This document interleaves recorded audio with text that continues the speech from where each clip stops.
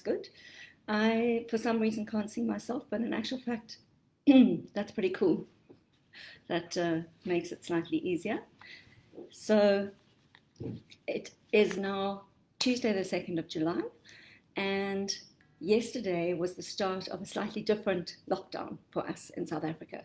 A little bit more freedom. We're allowed to exercise whenever we can. I know there were queues and queues and queues at the bottle store.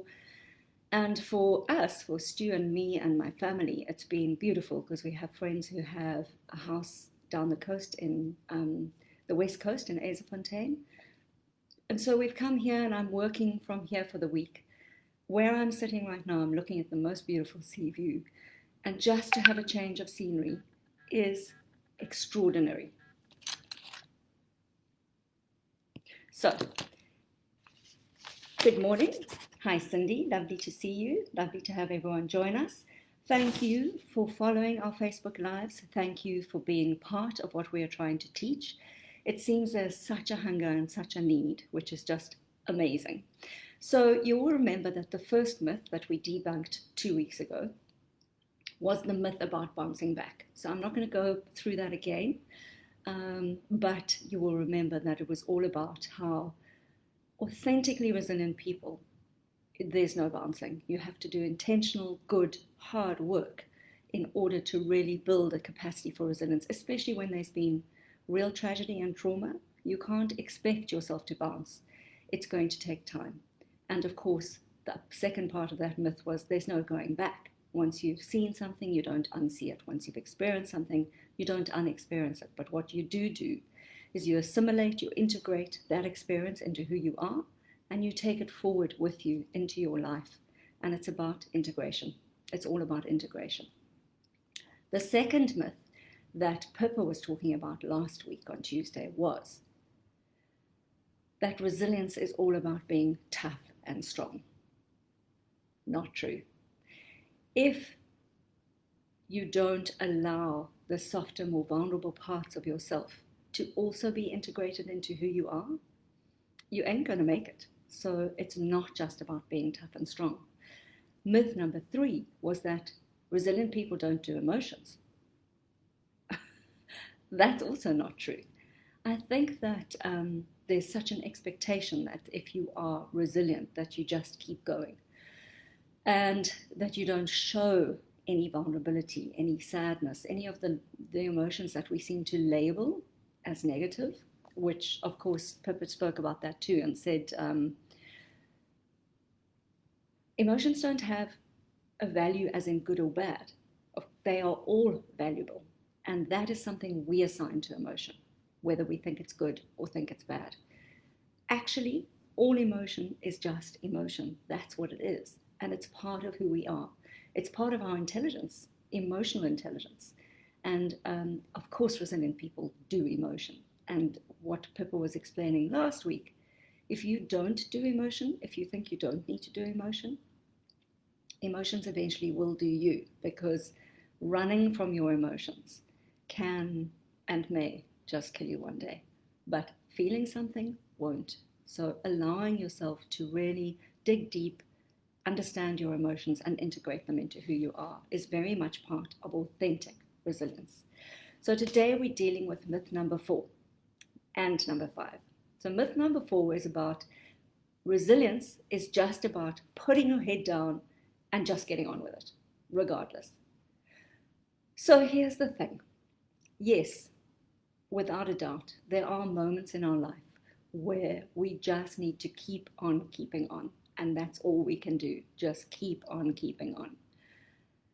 And that kind of grit and perseverance plays an important role in authentic resilience, without a doubt. But that's not all that it is. Resilient people, really resilient people, understand the need to refuel, to stop, to catch your breath, to renew, to refresh, to do what you need to take care of your needs before just keeping on again. So the problem is that if you are drawing only on willpower and sheer grit and perseverance, it is not going to get you through, because one day you're going to break. You need to know and understand that as a human being, you have needs. and physical needs, emotional needs, mental needs, and those need to be met. Otherwise, you won't be able to keep on. I mean, I remember so well, if you think about it now, we talk about lockdown. How long have we been in lockdown? 67 days? And people are saying 67 days. Yes, it's a long time. It's a long time. When Jen was in ICU, she was in ICU for 187 days. That's a very long time. And it was extraordinary. And I had this expectation of myself that I would just keep on keeping on, just keep on. And that my needs had to be shoved completely to one side. And here's the thing, that works for a while. And then you realize you have to stop. You have to realize that you're a human, that you have needs, that you have to take care of those physical needs. You need to rest, you need to recuperate, you need to renew. So if you believe that you can keep doing it at that pace, at some stage, you're going to crack. So the point being that yes, just getting on with it is part of resilience, but to be authentically resilient, in order to be sustainable, to be able to get up and run a marathon again tomorrow, you need to stop at the watering hole. You need to drink some water. You need to have a rest. If you understand that there's going to be another marathon and another marathon and another marathon, and that you don't know when this thing's going to come to an end, then you realize, I can't just keep pushing myself that hard. I have to stop and rest and renew. And yes, when you stop and rest and renew, you need to go inwards. That can be hard, but it's doable. Good morning, Bronwyn, Becky, thank you for joining us. Lovely to see you all here. So that's myth number 4, that resilience is just about putting your head down and keeping on, keeping on. Not true. Part of the solution, but not all of it. Myth number 5 is that resilient people can go it alone. They are independent and they don't need anybody else. No. The problem is, again, that this does not last. Yes, it's good to be strong and independent and have a sense of self and have a sense of agency and really know who you are. But we are wired for connection. We are human beings. All life is interdependent. We are not expected to do it on our own. Good morning, Julia. Thank you for joining me. This is not what we are wired for. We are wired for connection. So if you want to be authentically resilient, you have to learn how to reach out. You have to know that we are stronger together. We are stronger in communication. Hi, Craig, all the way from Australia. Lovely to have you here. So it's about a balance of self and others. And this sense that to be resilient, you have to be independent, you have to do it by yourself, is a mistake, because you can't.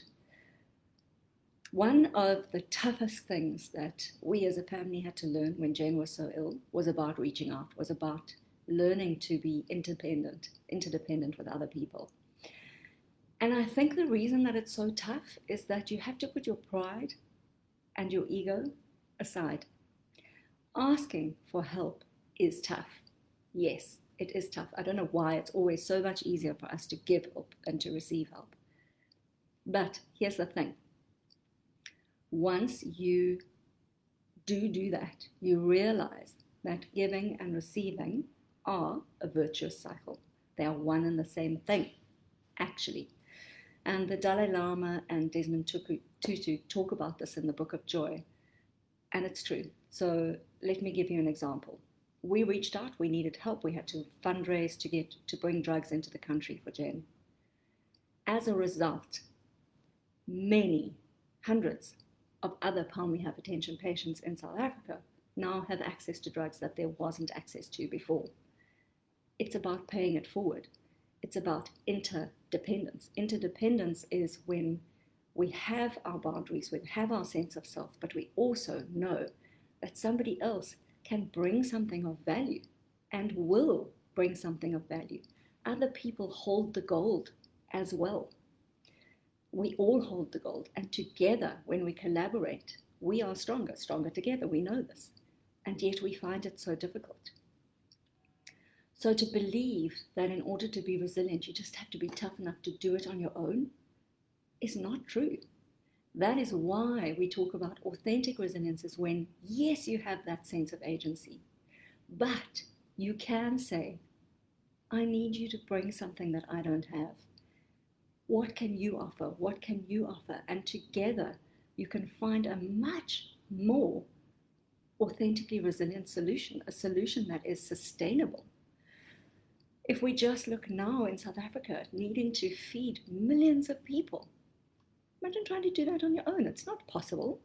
If I look at the amazing work that Ladles of Love is doing, they're calling on hundreds of people to join in and to become a force for good. Everybody's bringing what they can bring so that this thing can be distributed to millions of people.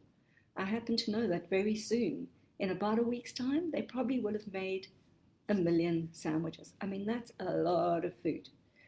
So, what are we talking about today? We're talking about debunking the myths of resilience. Myth number 4, which is absolutely not true, is that resilience is just about keeping on regardless. And what I'm telling you is, you will not sustain it. You have to learn to stop, to rest, to renew, to restore, to fill up your energy. And do it in a way that is sustainable. So it actually needs to be consistent. It needs to be mindful, so that you are really genuinely taking care of that need. So sitting and watching Netflix for 3 hours might take you away from the trauma that you're experiencing. But that's just about mind numbing, really. So if you're choosing to do that, then know that you're doing that. Make it a conscious choice. And do it for a small period of time, for a period of time that you say, I'm going to do that for an hour. To do it for an entire weekend is not useful. If your body is really needing to restore, then you need to listen to it. And then that myth number 5 that I was also talking about was that people can go it alone. And if you're resilient, you're somebody who doesn't need anybody else. That is, in the end of the day, it's not going to be sustainable. You do. We all do. We all need other people. It's really important that you understand that and that you start to learn how to ask for what you need. Asking for what you need is an extraordinarily powerful thing to do in any relationship. Dr. Brené Brown, the researcher who I know I quote often because I do think she's extraordinary and her work is extraordinary, she talks about how clear is kind. It's true. When we're really in trauma, there's a part of us that almost expects people to know what we need. That's not sustainable. They don't know. People are not mind readers. They're not living your situation, your specific circumstances. They don't know. So you have to tell them, and you need to ask in a way that can be received, in a way that is clear, that takes the other people into consideration and that gives context. It's really important that you learn how to ask for what you need. So those were myths 4 and 5. I hope that you've enjoyed today. And yeah, just to say really a huge thank you for watching, for being part of Authentic Resilience with us. It's been an extraordinary journey. And I know that my first Facebook Live was only a couple of weeks ago, and it already feels so much different, so much easier. So isn't it extraordinary how quickly we can adapt? You have to set fear aside and you have to say, I'm just going to do this thing, and who cares if we make a mistake? You know, what is that anyway? What is that? So thanks for being with us. Thanks for being here. Next week on Tuesday at 9 o'clock, Pippa will be debunking myths number 6 and 7. And we really look forward to seeing you. So thank you for joining us. Have a beautiful Tuesday. Enjoy, if you're in South Africa, the slightly newfound freedom. There's not a hell of a lot of it, but there is some. And take care of yourself. It's important to do it. No one else is going to do it for you. Authentically resilient people know that they need to take care of their own emotional needs. Part of that is asking for what you need. Have a good week.